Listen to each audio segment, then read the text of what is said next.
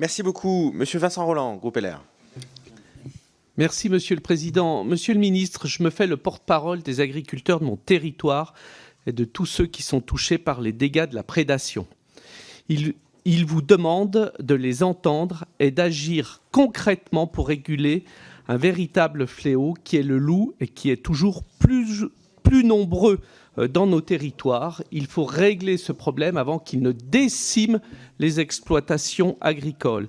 Il y a aussi un autre problème, celui de la transmission de la brucellose par les bouquetins, qui là aussi fait peser un risque majeur sur une agriculture d'ailleurs que l'on appelle vertueuse, puisque la plupart du temps, elle est sous signe d'AOP ou d'IGP et qu'elle se fait de manière tout à fait extensive. Il me semblait que c'était un modèle que l'État devait mettre en avant et surtout défendre de manière énergique, puisqu'aujourd'hui, la situation n'est plus du tout tenable. Merci beaucoup. Marie-Noëlle Battistel pour le groupe socialiste.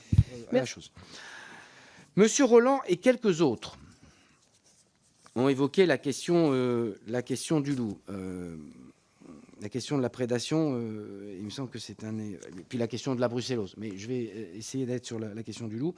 On a un sujet, alors, Alain Pochon, vous dites il faut qu'on débatte. Il ne faut pas qu'on débatte, il faut qu'on prenne des décisions. Il faut qu'on arrête de débattre. Il faut qu'on se pose des questions. Non, mais il faut qu'on se pose des questions. Et j'espère vous retrouver Madame Pochon, j'essaie de vous répondre.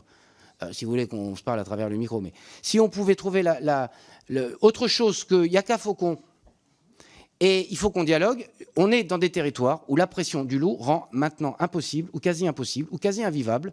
Alors vous ne pouvez pas vous émouvoir de la situation de l'éleveur et pas dire qu'est-ce qu'on fait. Et le qu'est-ce qu'on fait, c'est pas en dialogue. C'est alors laissez-moi finir. Laissez-moi finir. Laissez-moi finir. Ah, mais ça, le loup, c'est quand même un truc passionnel. Ah, c'est toujours passionnel, monsieur le ministre. On laisse le ministre. On a un statut du loup qui est le statut Convention de Berne, directive Habitat, guide interprétatif. Attendez, monsieur Vigier, ne sautez pas trop vite sur moi. N'attaquez pas tout de suite le ministre à la gorge. On a un statut du loup qui est le statut qu'on connaît. On a un statut du loup que le statut qu'on... Deux, on a besoin, avec les scientifiques, de dire, on avait dit 500, c'était le seuil à atteindre pour protéger en nombre. D'autres disent maintenant, il faut regarder le mélange génétique. Bon, très bien, mais on a besoin à un moment de se dire à quel moment on assume que la viabilité est assumée.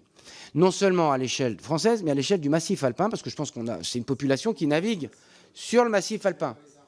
Donc, on peut partager le nombre, si je peux dire, avec d'autres collègues. Et donc, on va interroger les scientifiques, on va interroger la commission, parce que c'est une affaire d'abord de la commission, pour demander à quel moment on dit il faut qu'on donne une perspective de protection de l'espèce et une perspective de dire les arbres montent au ciel ou pas. Parce que sinon, on ne va pas y arriver dans le dialogue qu'on a avec les agriculteurs. Il me semble que c'est... vous êtes, pour ceux qui m'ont interrogé, vous n'êtes pas sans avoir été sur un lieu de prédation. Quand on voit l'état de détresse d'un agriculteur, on ne peut pas en permanence dire « bon monsieur, c'est comme ça ». On ne peut pas dire aux éleveurs « il faut produire ». On n'est pas souverain, entre autres, en élevage de moutons. Et on dit, bah oui, mais le pastoralisme va disparaître parce que c'est comme ça. Non, je ne me résous pas à ça. Ce n'est pas mon périmètre premier. Mais moi, je pense que c'est une question centrale dans les zones d'élevage, en montagne en particulier. En attendant que ça arrive, ça a été dit par un des députés du Rassemblement national. Je crois qu'il est de ce département. Dans d'autres territoires, je pense à la Franche-Comté, je pense à la Bourgogne, où c'est en train de progresser. Donc il faut qu'on se mette d'accord sur un statut et pas être rigide sur ça ne bouge pas, on touche à rien et les arbres montent au ciel. Donc on a besoin de se poser cette question-là. Et puis deux, on a besoin dans l'intervalle d'avoir des réflexions sur des mesures de simplification. Simplification sur les indemnisations, prise en charge d'indemnisation plus large.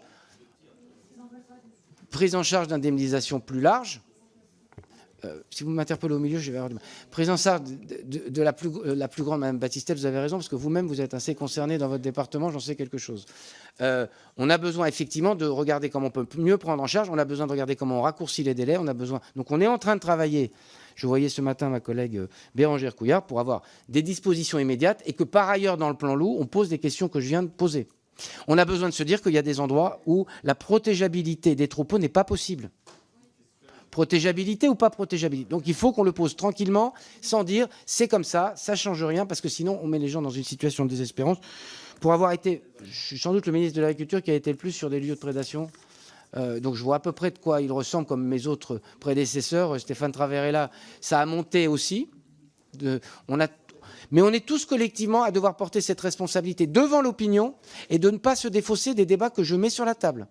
Parce que ça ne peut pas être simplement débrouillez-vous. Parce que sinon, on aura en conscience des choses à dire aux citoyens sur ces questions-là de prédation. Monsieur Roland, je n'ai pas répondu sur la question de la bruxellose, pardon. Alors on a essayé de faire ce qu'il fallait sous la contrainte aussi de décisions qui ont fait l'objet de recours devant le tribunal. Je pense qu'on a fait ce qu'on avait à faire dans le cadre de droit qui était le nôtre. On a besoin de regarder sur les questions des indemnisations. On a revalorisé d'ailleurs une partie des indemnisations, mais on a besoin de regarder avec eux et on a besoin d'essayer d'éradiquer parce que je pense que la voie sur la bruxellose, c'est l'éradication. Et c'est possible, me semble-t-il, et donc on a besoin de retravailler avec les éleveurs parce que je sais... Alors on essaie d'assouplir un certain nombre de mesures, on essaie d'accélérer les tests pour ne pas retrouver avec des élevages qui restent très longtemps en suspens, si je peux dire, sans pouvoir commercialiser. Et ça, c'est des éléments. Mais en tout cas, merci de m'avoir sollicité. Je sais que vous êtes mobilisés avec plusieurs de vos collègues parce que c'est des filières d'excellence et c'est des filières qui sont en grande difficulté, d'où l'intérêt de faire de la prophylaxie, quoi. On a besoin de faire ça partout, me semble-t-il.